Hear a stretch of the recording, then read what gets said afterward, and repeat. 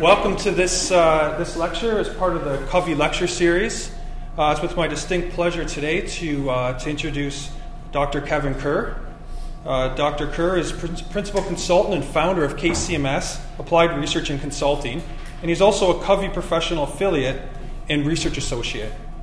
He's an internationally and nationally recognized specialist in research and advisory services for the grape and tender fruit production, along with integrated pest management for these crops.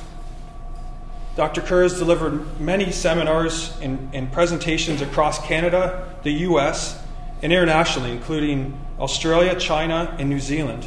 And most recently, he spoke at the International Cool Climate Symposium in Tasmania. He has authored and co-authored fact sheets, grower articles, workbooks, and seminars for government agencies and academic community. Kevin's also a lecturer here at Brock University in the four-year Bachelor of Science, Knowledge in Viticulture degree program, teaching courses such as grapevine biology, cultural practices, and integrated pest management. In terms of his education achievements, there are many here to list. Bachelor of Science in Agriculture from Guelph University, Masters of Environmental Biology at Guelph University, Bachelor of Education at the University of Western Ontario, and a couple years ago received his doctorate, PhD, here at Brock University. So without any further ado, I'd like to introduce Dr. Kerr for this lecture this afternoon. The title of the talk, Growing Season Weather Patterns Impact on Vine Cold Hardiness. The floor is yours, Dr. Kerr. Thank you, Jim. Appreciate the introduction. For many of you, familiar faces in the room, and it's always nice to see them. What I'm going to talk a little bit about today, and to give you kind of an overview of where I want to go with this, is thinking more about why are we looking at weather patterns and their impact. Well, cold hardiness is the main limiting factor for grape growing in Ontario. We have thousands and thousands and thousands of acres of suitable land, if we looked at it from a soil or a topography. But climatically, they're restricted and limited because of cold winter temperatures. The growing seasons in season are great. We have a standing joke that I can grow a grapevine anywhere in the world for one season, but it doesn't mean I can get it through the winter. Well, the same thing we want to look at here. Winter injury is a huge threat, and this winter hardiness, or the ability to withstand those cold temperatures, is significantly impacted by the prior growing season. And what I'm going to try and highlight is looking at some weather data for the last 5 years of dramatically different seasons in Niagara and the cultivar Chardonnay, and how this has come into play and how I'm kind of reaching these conclusions, but also realizing there's a ton of things to research along with it. If we look at it, the ability to withstand different freezing temperatures at different times of the year is critical. A vine may be hardy to minus 22.5 in January. In the middle of March, it may only be hardy to minus 12. In the middle of December, it might be hardy to minus 18. We can have significant weather events that occur in this off-season, but how is that skewed? That will not always be consistent that those temperatures will be reached at that time. What we're looking at is optimizing genetic potential of the vine. There is a limit to what it can do, but we need to optimize it with some of the practices and being aware of those. The weather patterns, how do they impact it if it was early in the growing season, in the middle of the growing season, and late in the growing season, which are three distinct growth phases of the grapevine? How do crop loads impact on this? Is there inherent vine hardiness to particular cultivars? We know that Chardonnay is more hardy than Merlot. Why? Well, genetic limitations, but can we influence that to any degree? And overall vine health. These are things. I'm not going to talk about all of them, but I am going to try and focus at looking at temperature profiles and precipitation patterns and how they come into play.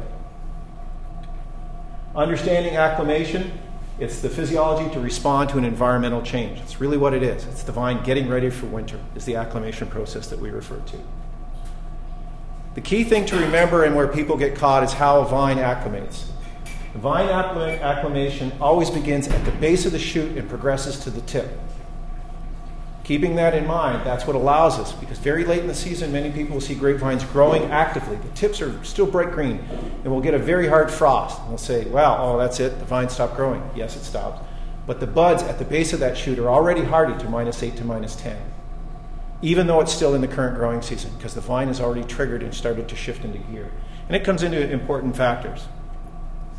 So I'm going to consider temperature and precipitation, and I want to highlight two things, from fruit set to veraison, and secondarily from veraison to harvest, or leaf drop.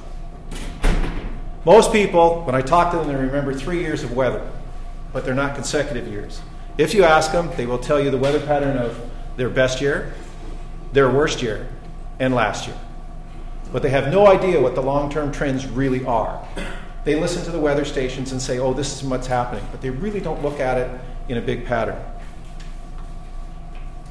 Here's just a summary, just to show you differences of the last 5 years. And I'd like to highlight a few things to you, and I'm going to show you some tables as well as graphs to illustrate some things. Bud break came along routinely in the first part of May when we start to think about it. Bloom has varied in here in a matter of up to almost 2 weeks. 2009 was 2 weeks later than 2010. Well, this is going to have an impact on the overall health of the vines and the rate of growth for the season. Veraison, which is the beginning of the ripening period, again, similarly had a 2-week pattern between the 15th and the 27th. But there was also a week difference between 2010 and 2011. But if you were doing growing degree days, which is a big thing that's thrown out there, look at growing degree days. The difference between 2011 and 2010 was not that much by the end of the season. Yet we were over a week behind in terms of the ripening process. So it's these kind of anomalies that come into play. And harvest dates. This one was 11 days behind the prior year. Keep all these things in mind. That, how and when temperature patterns occur, how and when precipitation patterns occur, really influence the rate of growth of that vine.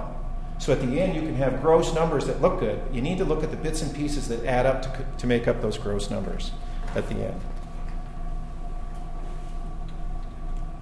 Here's another one. 2007 was considered a classic year. Now, what's the difference between 2007 and 2010? Well, we have 15 growing degree days, not much. Almost double rainfall pattern in 2010 versus 2007. This will have a dramatic influence on the vine. So if we were just looking at temperature, we might have one opinion. Now we've got to throw another factor into the game. Similarly, look at 2010 versus 2011. We'd say, okay, not dramatically different in terms of heat unit accumulations. There was some, almost 100 millimeters more of rain that occurred, but our harvest dates were off by almost 2 weeks. Again, the same thing. Not dramatic differences in one column, dramatic difference in the other, but when they occurred and how the vines responded. So I'm going to show you some frequency data, at least from a standpoint of number of days each month that had different events. And finally, 2009, 2010, 400 growing degree days difference. Huge, huge. That's 1/3 more. Phenomenal amount. Big thing to remember coming out of this that we looked at was 2009 was a very gray year, poor year. The cropping level in 2010 was very poor. Why? The weather patterns during the fruit initiation phase, which had to occur in 2009, showed up in 2010 with smaller clusters and smaller berries. 2011, which we had this past year, huge clusters, huge crop loads. 2010 had great sunshine for fruit initiation, big clusters, big berries, big capacity. So remembering what happened the year before can come into play as well. Precipitation patterns very early in the year. What I just tried to highlight in here, we can have a range. April can go anywhere from, we had 7 days up to 18 days of coverage, but generally we're in the lower part, in the 60 to 70 millimeters of range. 2011, well, we started as a swamp. It was wet. We had literally double what I consider the average years. We looked at May, same thing, 18 days with 150 millimeters of rain. Yet all of the other ones in the preceding 5 years, we didn't get over 60 millimeters. So we're still in a swamp. Come to June, we get it again. We look at it, 2010 had a lot in June. The June of 2011 did not. And we go back to 2010 was a great year. Well, how can it be a great year if you had this anomaly of this much rain at this time? When did it occur? Was the plant prepared for it? Were the soils capable? If you look at the predecessing data, soils were not saturated. Soils weren't soaked. The capacity to soak up a lot of rainfall has it there. So the vines can respond to it in a much better fashion. What I'm trying to do is the infamous line of confuse you with a lot of numbers. What I'm trying to tell you is that there's no real pattern from one year to the next to say exactly what you're going to get. And if we look at it graphically, some people find that they talk about pedagogies of people learn in one way. Some look at numbers and read them well. Other people look at graphs. But you start to look at the differences between the years. That variability is huge. because of that, we're at the mercy of how the season progresses. And this is just the early part of the season. Bloom dates were as early as the 14th of June in 2010 and as late as the 27th of June in 2009. Again, a 14-day window of growing period for fruit development that has to occur. What the weather pattern surrounds bloom also has a huge impact on disease problems, especially botrytis, mildews, and other things. If we have a lot of days with rain, and we look at here 18 days in 2011 versus 11 days in 2010, or conversely 2010, 15 days versus 9, the risk factors change dramatically. Okay? A plant in a susceptible state during that time with frequency of rain is huge. So not only do we have frequency, but we have magnitude of the rainfall. We go to June to August, and the reason I bring this up, this is a critical period of when we start to move from late bloom, fruit set, through to veraison. And veraison is at the end of phase 2. Phase 2 in the grapevine growth is cell division. So that's the period of time when you've got adequate moisture and adequate temperature. The individual florets or the fruit have begun to size, and cell division is taking place. Good weather during that period, big berries, large berries, big capacity. Crummy weather during that phase, or drought weather during that phase, small berries, limited capacity. So all of these will influence the size of the berries, which is a carbohydrate source for the plant, or a sink for the plant. When we think of winter hardiness, we have to make sure the plant gets enough carbohydrates to keep it alive over winter. But we need enough carbohydrates to keep enough soluble solids in our fruit. Smaller fruit fill up with soluble solids faster than big fruit. Pretty simple thing. You want to sweeten a glass of water, is it 1 tablespoon or 2 tablespoons? But if it's only half a glass of water, you don't need as much. So these are the things that I've been looking at and trying to put into play. So we looked at fruit set. Basically, it was roughly 5 to 7 days after the bloom period. And where did veraison take place? And again, veraison, we had a range between the 15th of August and the 27th of August in a 2-year span. But traditionally, we're looking in that. So that can have a big impact. When we look at fruit set, when it took place, it followed through. We're late with bloom, and fruit set, we're late with veraison. Bloom here was roughly true fruit set. In other words, the florets have dropped. You can see the small berries forming easily. It was the 2nd of July. In another year, we were as early as the 18th of June. These are all the things that kind of come into play. Again, I'm trying to set the stage so you understand I'm just trying to describe the season for you. Now, finally, let's say it's the run to the finish. And the run to the finish is basically from the beginning of veraison till we finally pick the grapes. This is where the money's made. This is where the fruit quality really comes into play. All of the other was a precursor to the type of season you might have. This is what's going to tell you what kind of finish you're going to have. And I openly say we can have a crummy beginning to the year, but we need a great run to the end. And if we don't get the great run to the end, we never get great grapes. You could have a wonderful spring and a crummy fall. You still will only have good grapes. You won't have great grapes. You can have a crummy spring and a great fall. You can have really good grapes. And if you're lucky in some years to have a great spring and great fall, those are the ones that the winemakers basically are way overpaid, because the quality of fruit you bring in was so good, the wine has to be great or else they've screwed it up. So I put it back to the growers. The growers are delivering top-notch stuff. Now it's their problem at the winery. If it isn't first-rate coming out, it's the winemaker's fault. We start to look at it again. The range of days, as low as 7 days in August, with precipitation, a high of 15. If we look in here, September is relatively consistent. The low was in 2007, which was a very dry year. And then October is again relatively consistent except last year. Well, we had 21 days. When you start to run the numbers through from veraison to harvest, and you suddenly go, I got 44 days out of 90 days that I had measurable precipitation. That doesn't lead you to think you're going to have a really good fall. But if we look at the other ones and get down and say, okay, we got 23, we're 39 or slightly lower during that period, odds are I'm going to have a better chance of getting my grapes through. So knowing, again, frequency and magnitude is kind of useful. And here's just, again, putting it into practice. October's been relatively consistent most years, except last year. September, it seems to be all over the map. And to be very blunt about it, September is at the mercy of the hurricane season in the southern U.S. When the southern U.S. gets whacked with a hurricane, 5 days later, we get it. And it's happened all the time. If you look back with Katrina and some of the other major weather events, we often get a downpour. This is probably the biggest fear of a lot of growers here that are growing Pinot Noir. They're always watching because Pinot Noir wants to come through, and if they see a hurricane coming, it becomes a great game of trying to chase it. August, again, is relatively more consistent, except we had the anomaly in 2009 where we had 12 days, and we had significantly more rainfall. So frequency, duration, again. I mean, this is a lot of information to put in play. I wanted to look at growing degree days. A lot of the literature published around the world says you have so many growing degree days, you should be able to grow these varieties. Personally, I say, okay, but not really. And my not really is, total growing degree days is one part of the equation. When the growing degree days accumulate is the second part of the equation. If I have lots of heat early in the year, but not during the ripening period, I may have a problem. Characteristically in Ontario, Octobers for us get relatively cool, which is a big ripening period for a lot of the reds and other varieties for us late in the season. We would like warmer temperatures in October. They don't have to be as high, but at least warmer for a longer period of time. And I'll show you some things.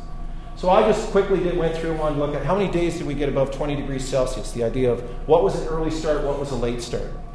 Well, if we look at it, 2007 and 2008, 2010, 10 days here and here, and then followed by 21 days and 11 days. These were two, what I call, out-of-the-gate early years. They bought us a lot of time that we can't collect in the summer. These are the types of seasons where we can get the game going and run and get started. Bloom dates will be earlier, which leads to a longer period of time, which means we're going to go into veraison earlier, which gives us more time in good weather in September and the early part of October to ripen our fruit.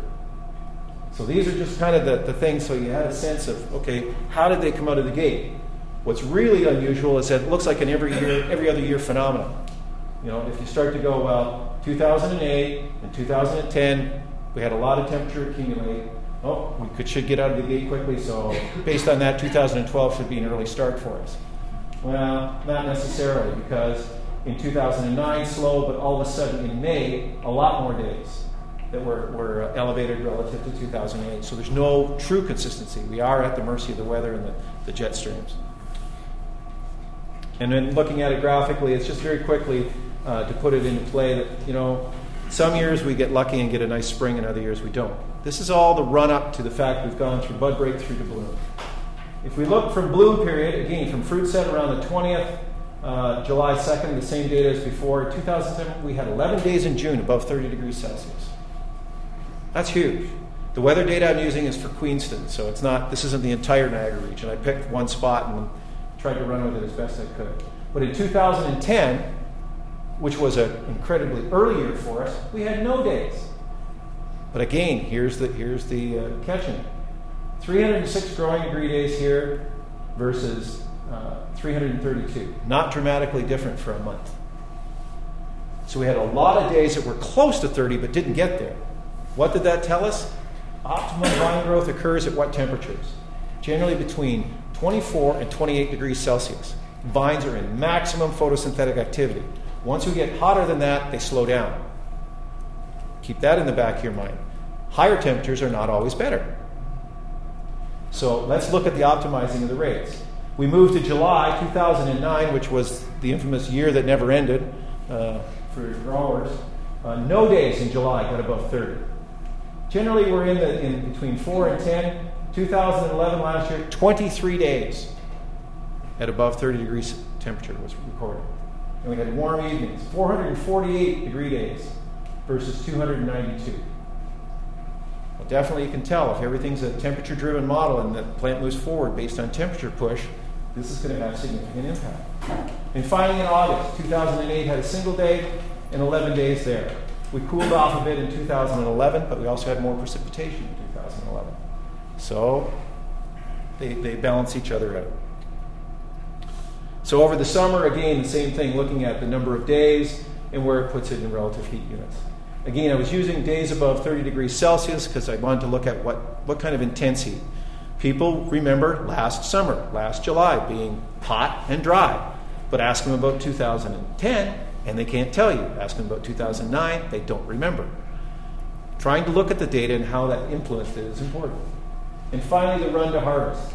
And where this came in, what I was really pleased with, if I look at September with days above 20 degrees Celsius, very consistent. September is our best month.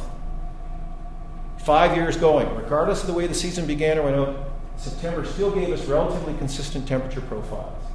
Slightly different for the August period, we saw that. But The ripening period here is critical. We had 14 days down as low as a single day in 2009. As I said, there were people still harvesting into November in 2009. They really didn't want to. That's because they were just waiting to get everything through. Yet if we take the total degree days at the bottom and start to play some things in there, and the consistency of it, their patterns are not too bad between 14 and 1,600 heat units in a year at this location. But we do have the anomalies of 2009, is that it started cold and it stayed cold. So in retrospect, knowing these types of things, how would we modify what we're trying to do with the vines to help them along? And again, just in a graphic form, it just really shows how 2007 up to from the data pile that we've got was very peculiar and having a lot of what I would call a fantastic October. And then if we put it in and just trying to look at, we're trying to put it together so you can look at, compare months to month and see how the seasons, we got out of the gate early and we stayed ahead of the game for the whole part. Similarly, in 2011, we were a little bit slower out of the gate, but basically in July we made up a lot of mileage. And then you see to the very end in what October and September are like. So what I'm trying to do is characterize the years, and then we'll talk about the hardiness. Well, 2007 is the one that I look at. I call it the dry year with the hot harvest. Started out early, relatively normal summer temperatures, but we had a dry September and a very warm October.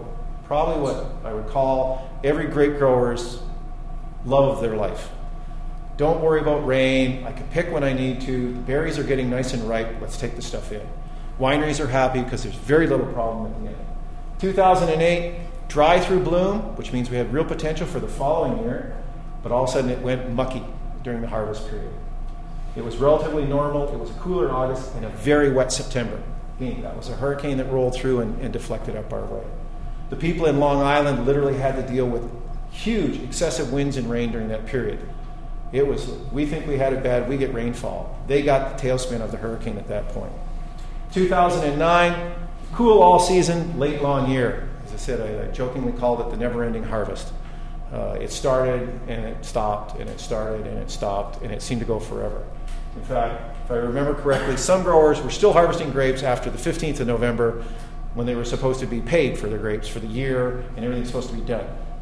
That's the kind of delay we had for that particular season. So cold and late. If we look at 2010, early start, early finish. That was the one when I mentioned before. Get out of the gate, go, and run with it. We had typical fall precipitation and temperatures, so that was good.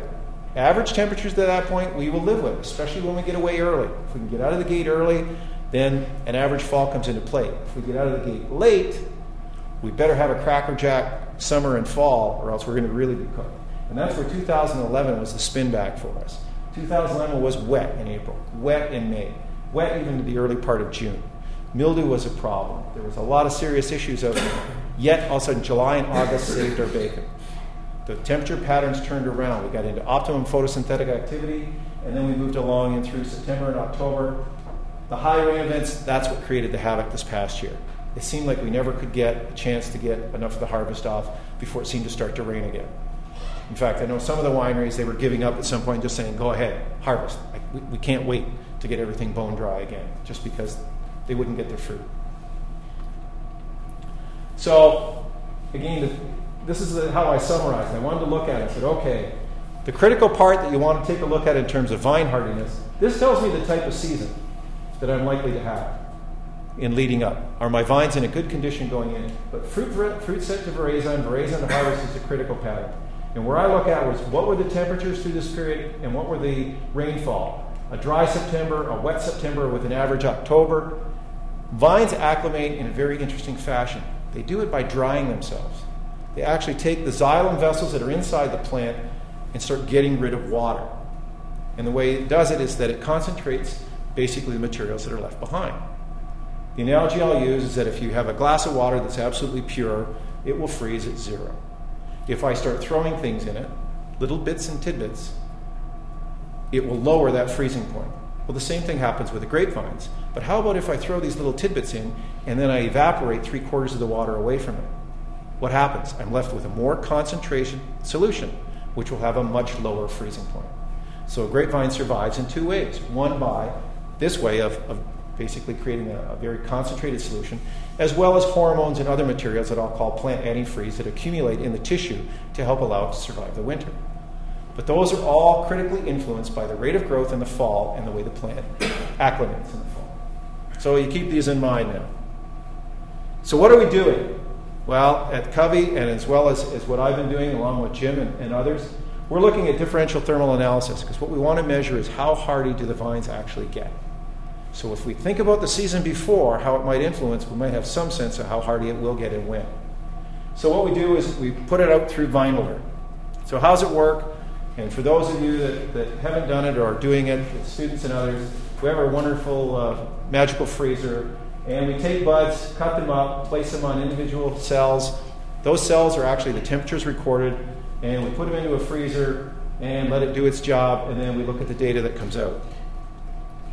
Now this is an example of data from the 11th of October this past year.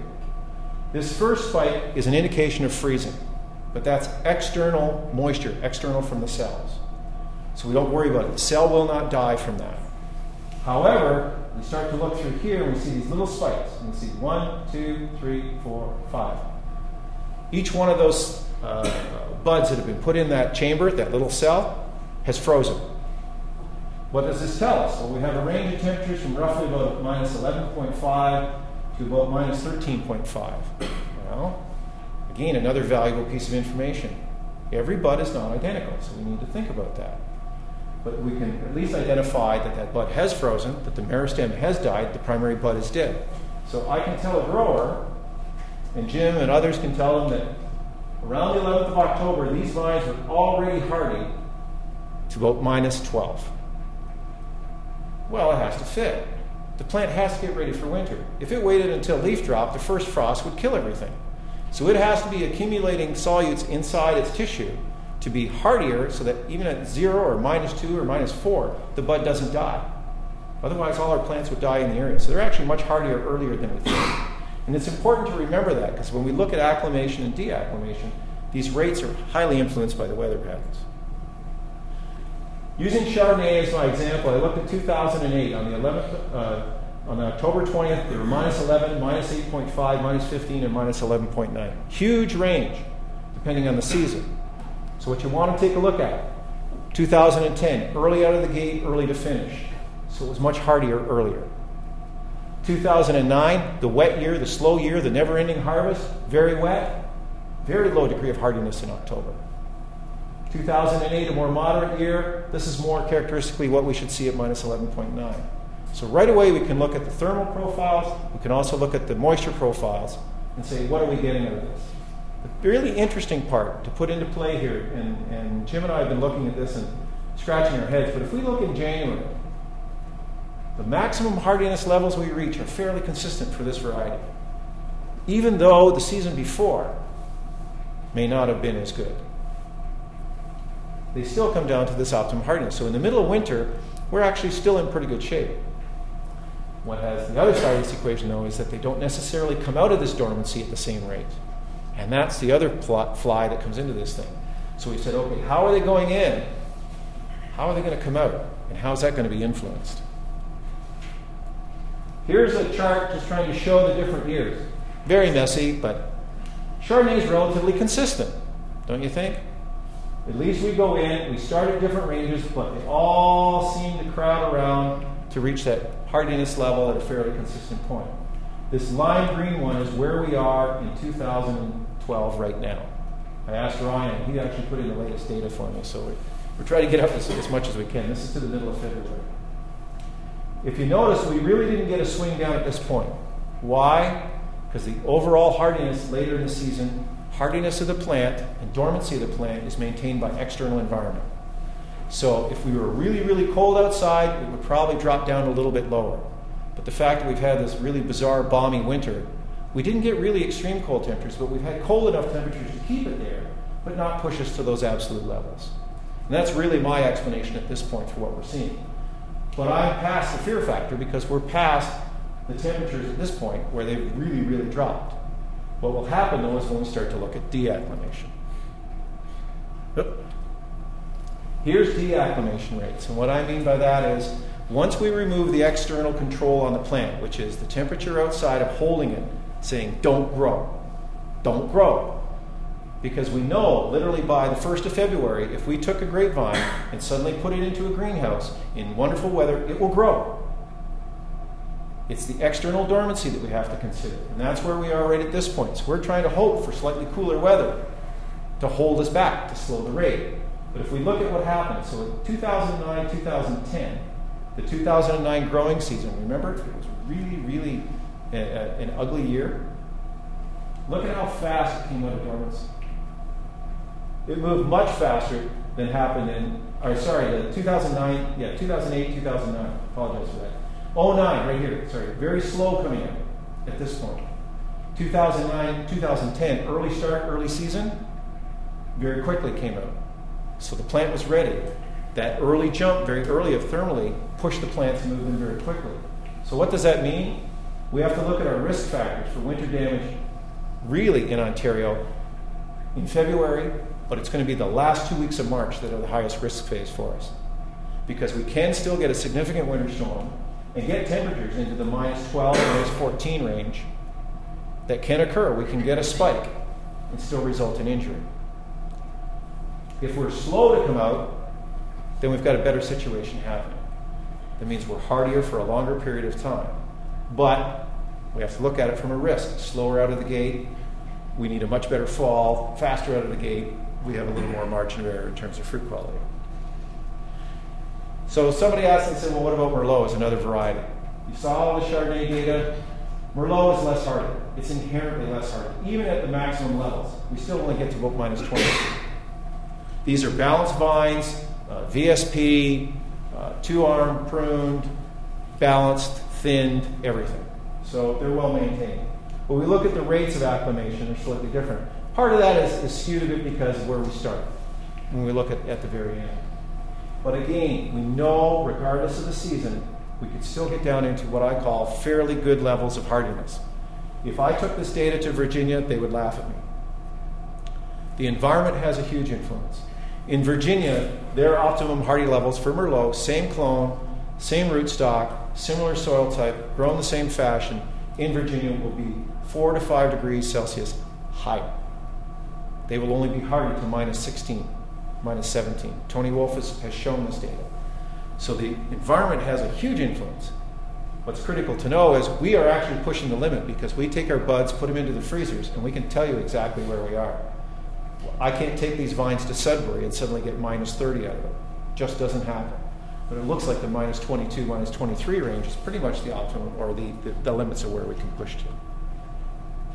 And this is just a game showing you when you came in, the red one was, here it came in at this point, the 2010 season went in, came out quickly. If we went in 2010 and 2011, which was the 2011 growing season, wet fall or early fall, started moving in, and then we had this fairly regular pattern. The ones we watch for is how hardy the vines are going in at the very beginning of the process. This is just an example of some of the data that we're collecting and trying to work at. Everyone will say, well, what about this, and what about that, and what about this other factor? I'm generalizing in a great extent here to try and put it in general terms for you. There are a lot of other factors that we're just not sure of and will be investigated. These are the things that are part of the new DAP project and the Ontario Research Foundation project at CCOVI, looking at climate influence, looking at crop load, looking at water stress, looking at a whole bunch of things. And there's your deacclimations again. So what have we learned so far? I guess if I wanted to take the data and try and say, well, where did we get to? The principle that was taught to me a long time ago was what they called early to bed, early to rise. In other words, first vines to mature are generally the first ones to grow in the spring. This holds true. Those that acclimate quickly in the fall are often the first ones to deacclimate the following spring. I don't have the mechanism of why this happens, but this is what we're seeing. If it was a slow acclimation in the fall, it's a slow deacclimation the following year. A quick acclimation, a quick deacclimation. So something's going on, something's triggering inside. This is where Jim and others, and then we get some plant physiology people and some other people that can do some magic. We can start to look at, is it chemically induced? Is it ecologically induced? And this is this whole variable climate that we're facing. Average or low precipitation periods from raising hardness have a more rapid rate of acclimation and maximum hardiness. So basically, a dry fall means that the plant will dry down earlier, it matures the fruit slightly earlier, so it does go follow hand in hand. Even if the temperatures are not quite as high, it seems to be that soil precipitation level that reaches a saturation point or greater, and how that influences the roots in the vine and the amount of moisture that's still saturating the plant tissue through that period. Remember, dehydration, reduction and shutdown of the xylem tissues is a critical part to reduce water level in the plant. We reduce water level, we reduce the potential for ice crystal formation. Kind of follows hand in hand. Chardonnay reached a consistent level for maximum hardness regardless of prior season. I put in the however, there's a zillion factors. Clone, rootstock, location, crop level, water stress. Do you bunch thin? Do you shoot position? Do you have botrytis? Do you, like I said, there's a zillion other factors coming into play. But Chardonnay, if it's treated, regardless of that environmental influence at the moment, so far seems to be playing the game relatively fair for us in terms of its optimum hardiness level it can be achieved. Deacclimation is very slow. We often will get calls that people are very concerned that deacclimation in January, it got to plus 10 on a day or two. Well, we used to have what was classic as a kid for me was what we used to call the January thaw. We would get 5 or 7 days of above freezing temperatures. We would lose a lot of snow, and then it would freeze again. Plants survive that on a regular basis because they still have capacity. They're at their optimum level very early at that point. If we had a similar situation occur in March, no, the reverse occurs. Deacclimation through the March period, it gets very warm, the grapevine moves very quickly. Growers will tell you right away, sap is flowing, I've got bleeding vines, I've done some pruning, things are moving. That means water started to move. Turgor pressure is being reestablished in the plant. Roots are starting to reabsorb. So there's a whole series of things. Once that starts, you can't turn a plant backwards. Growth is irreversible development. Forward, sideways, whatever, but it's still moving. And for us, it's always moved forward. It's kind of like time. Time never stops. So we have to consider that that's happening. And based on here, which is really interesting, and I guess the one as I call it, our vines have stayed incredibly hardy despite, as I call it, balmy winter. This has been probably the most peculiar. We've had very little snow load. We've had very few what I would call extreme cold days. And if you talk to the ice wine people, you know, the fear of whether ice wine was going to get harvested this year or not was a critical factor. Very few of those. But the winter temperatures have been at a low enough level to allow the vine to acclimate and to keep it at that level. Because the plant in winter doesn't absorb water. Ground's frozen, the plant is not actively growing. So there's no uptake of water. Your plant isn't going to rehydrate just because it's a rainy winter. It's not soaking up moisture above ground. It's wet on the surface. It has a wax cuticle, has suberin on top. It's not absorbing moisture. The buds are not picking anything up. So because they matured properly in the fall, means they're pretty good through that period. The other, myth, grapevines do not feel wind chill. Everyone says, oh yeah, but it's minus 40 with the wind. Grapevine doesn't feel it. It's got a wax layer, wax coating, wind chill, that's a whole other description to go through with you, but they don't go through that. However, once we get into March and the plant rehydrates, now we have a moisture level inside a plant that can, and the water can freeze, so we have to think from that end. So right now, we're in good shape. I mean, today is the 29th of February, the wonderful leap year. A leap year has to be a bizarre winter. I mean, that's the way it should be. But these are the kind of things that come into play. So it's really important. And finally, as I said, averages are for statistics. They're numbers. No two seasons are alike, but general values such as growing degree days and vine hardness development is influenced by so much more. I'm in the process actually of putting together a thing, and it's calling Grape Growing is much more than growing degree days. Because there's been a lot of weight put on the growing degree days alone without taking into account all of these other factors that I've tried to highlight for you. Very quickly, I want to, before I finish, is thank you to the people that Brock, Grape Growers, Agriculture and Agri-Food, part of the federal government funding program. Weather Innovations have been a great help for weather data that we use in this, as well as Ryan at KCMS and others. And this is allowing, as I said, the DAP project to go forward, which is looking at this winter hardiness and coming up with best practices, and as well as the Ontario Research Foundation grant that is now going to look at climate change and its influence on vines. I mean, it's a big thing. We need to be ahead of the game, not behind it. Just in particular, Ryan, Charlene, Jim, they're doing most of the legwork on this. They put together an awful lot of it. I get lucky. I just kind of have to sort of think, and they wind up doing the bulk of the work, and, along with other grad students. And cooperating growers and wineries have been a huge help. So how are we using it to your advantage? And I'll do the last bit here. Is just really, there is up-to-date information available to all growers. This is really the most critical period. What is it? It's CCOVI Vine Alert. Of any website you want to go to, if you're a grape grower, want to be a grape grower, this is where you go. You need to watch this data relatively closely. And the reason being, now is a really critical period. On it, we have information on bud hardiness levels, talking about damage that occurred to 10% of the buds at a particular temperature, 50% of the buds, or 90% of the buds. This was some data that I presented down in Tasmania, and just showing them. And you can watch how it changes over time. In January 4th, we were hardy. We were running damage. 90% of the buds were going to die at minus 24 degrees. Well, that's useful to know. But we were still hardy. At least half of them were alive at 22, and 10% of them would die at 19. To put it in perspective, we lose on average 10% of the buds every year anyways. So this is not a big thing, so I don't get as concerned. So that's one example of looking at bud hardiness.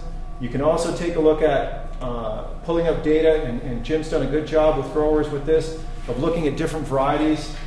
The dates are different because the sampling is over a rotational period over about 3 weeks. We can't sample every variety every day and run it through the machines. There is a limitation of equipment, but we are sampling enough times through the week, every week, to give us enough data to start giving us trends of where things are going. And here, for some people, they wanted to take a look at, this is taking a look at the hardiness values and then plotting the temperature profiles with it. As you can see, with our minimus, we're not getting there, and we're definitely extremely hardy. And this is what you want to look at. You want to look at the trends of what has happened, but how the vine is responding to these particular trends. Again, these are all on the website. It's free. You can sign up. And the neat part about it is it will actually email you messages for what you specifically want to know about. Something new gets posted, you can find out about it. And with that, I'll finish. As I said, if there's any questions for anyone, I'm more than welcome to take them.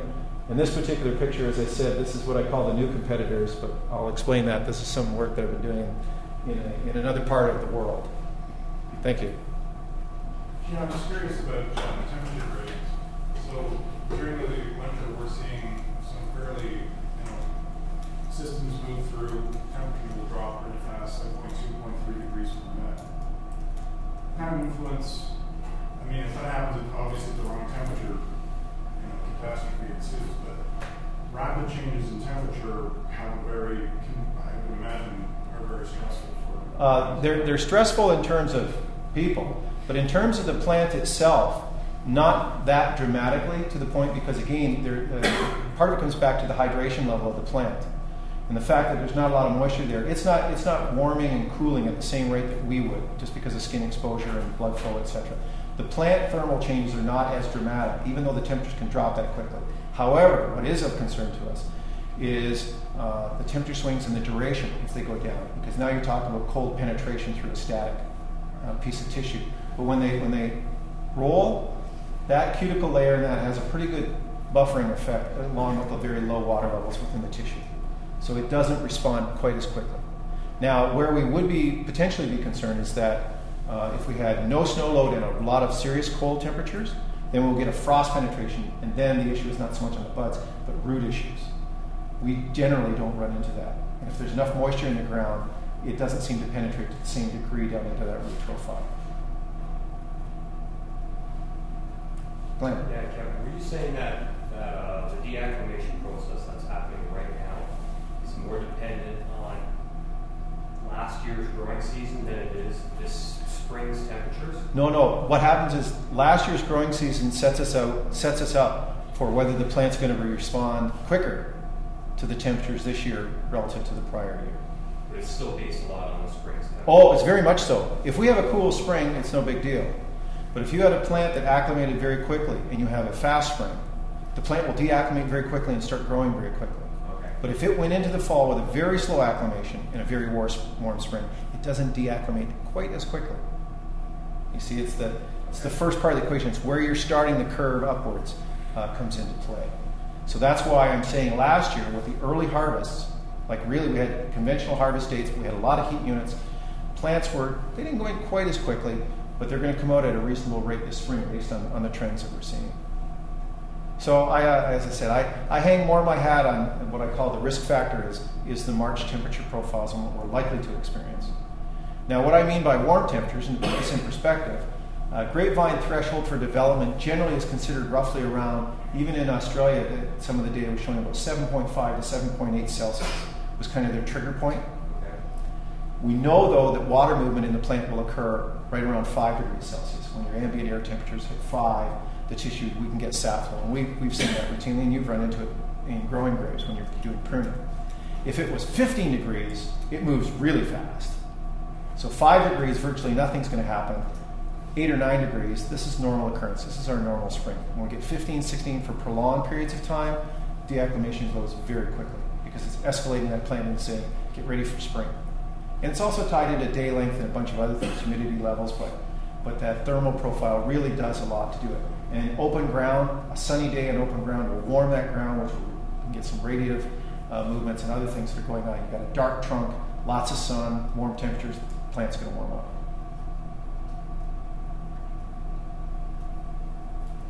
In essence, deacclimation is basically given variances in spring equal to bud break. Yeah, well, what I call bud break is basically zero tolerance for 0 degrees. Even though we know bud scale separation on a grapevine, the buds will be hardy to -1, -2. You know, once you get green tissue exposed, well, green tissue frost is frost. Yeah. But we would generally been using it around there. What we look at is the rate. Is it 1 degree a week? Is it 2 degrees a week? Or is it 3 degrees a week? Because people are asking us about wind machine use. So what I'm trying to do is take a look at it and say, okay, I'm at the 1st of March tomorrow. And based on the trends that I'm seeing, I think we're going to have bud break at let's say the middle of April. So I got a 6-week period that I'm going to go from -18 to 0.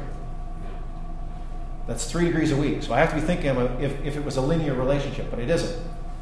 It escalates. It goes slower, and then all of a sudden it really ramps up in the last 2 to 3 weeks. So we can go from a hardiness level, let's say, of -8 to -3 in probably a 10-day window, which is phenomenal. We certainly didn't acclimate that fast. So that's why we want to watch, because I think where it's going to come into play is around bud break. If it looks like we have an early spring, the potential use of wind machines to protect against a significant temperature drop will be a factor. Is the comparative data available on the website? I didn't necessarily see that. All of this it's going to be posted on the, I've done it by gleaning through a whole bunch of stuff from Weather Innovations. So Ryan Brewster and has worked with Wayne and dug a pile of data and others. And you know, it's these kind of things that we have to look at. But yeah, no, the actual posting of all this data is up on the website. Okay, on the... Yeah, if you go to CCOVI and start looking through Weather Innovations, all the raw data is on Weather Innovations. You can access it there too. I mean, there's a lot of different stations. I've reported on Chardonnay at Queenston. If I really want to confound it, I would have put Queenston, and then I would have taken Beamsville Bench and Lincoln Lakeshore and thrown all that data out, and you would have observed 3 different things. So you have to look at your own area, your own spot, and take a look at it, because what you're dealing in is a true small area climate. You can't generalize the whole peninsula in one weather station, or even 3. And I found big things. So that's growing degree days, differences, similarities between Beamsville Bench, Lincoln Lakeshore, Virgil, and Queenston for the ripening of Chardonnay. But I can show you significantly different harvest dates and the number of days, calendar days, difference between veraison and harvest. So this is a whole other window that we're starting to look at. So, if I may follow up, so then, for example, creek shores, it has because of the effect of Lake Ontario, then it would draw in line similar to a lower degree bud hardiness, as you were mentioning with Virginia, because Virginia is a warmer area, whereas closer to... No, not really. No, it still reaches enough. The minimums that occur down there, we're not seeing dramatic difference geographically. Where it comes into play, though, is the rate of deacclimation is different. If you're against the lake, you're much slower to deacclimate, much slower to grow in the spring than if you're at the base of the escarpment. Yes. Right? And that's where it comes into play. So your maximum hardnesses are still the same. your rates of coming out are different now because you're looking at that seasonal influence in the spring.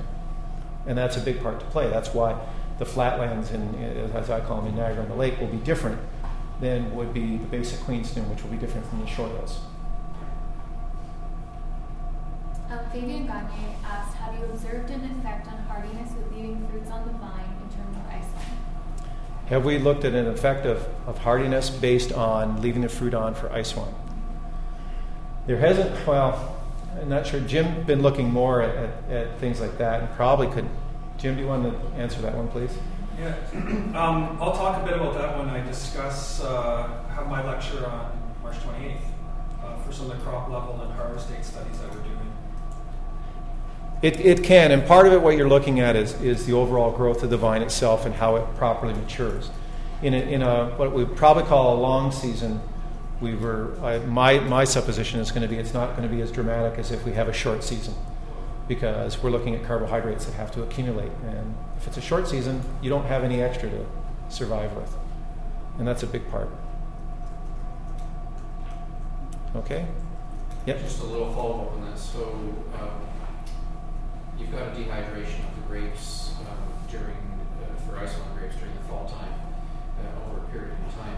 The dehydration is then actually just leaving the skins and not transferring back to the plant in any way. That's correct. Because what happens is that at the point of attachment where the rachis attaches, same thing with leaves. They actually put in there's a little plug that develops.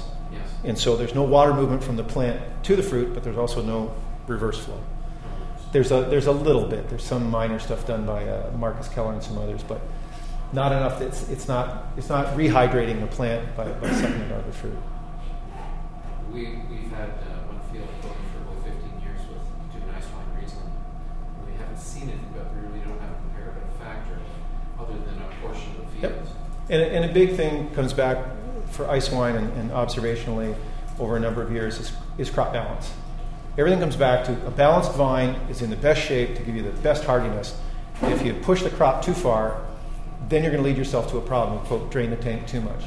We observed that for ice wine with Vidal, where people were running huge tonnages on Vidal, and over a number of years, the bud survival and everything else was getting less. But that was an overcropping factor superimposed on top of it. If they brought it back to a more balanced cropping level, because they wanted to maximize their ice wine harvest, they'd taken it back to a more balanced level on the Vidal, but hardiness is very similar. So that's the key. The key always comes back to balance. Can't get greedy. Probably a greater effect than on younger vines that are left to crop heavily for ice wine. Yeah, ultimately you want to balance it out. You're looking at the whole system. You've got a root system underneath that you need to fill with carbohydrates, and you've got an above ground part that you need to work with too. No other questions? Any more questions? Well, thank you very much, Kevin, for your very informative talk. Always great listening to you give a presentation. I think one of the key things about a good talk is not only some good answers and information, but also provoking thought and questions. And I think you definitely did that. I think there's a lot to come up with, a lot to gain from this presentation and making me think, that's for sure. Wrapping our heads around certain things. Yeah. Thanks, Jeff. Thanks again. Here's a token of our appreciation. Thank you.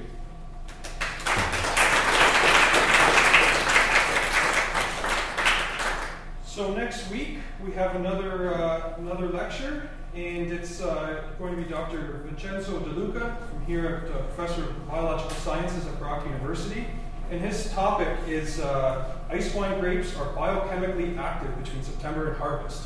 So a bit of an interlude there from ice wine discussion to what we're going to be talking about, what's happening in fruit between September and harvest. Very interesting discussion. Thank you very much, and thank you for tuning in at home or wherever you're tuning in from. And everyone here today. Thank you.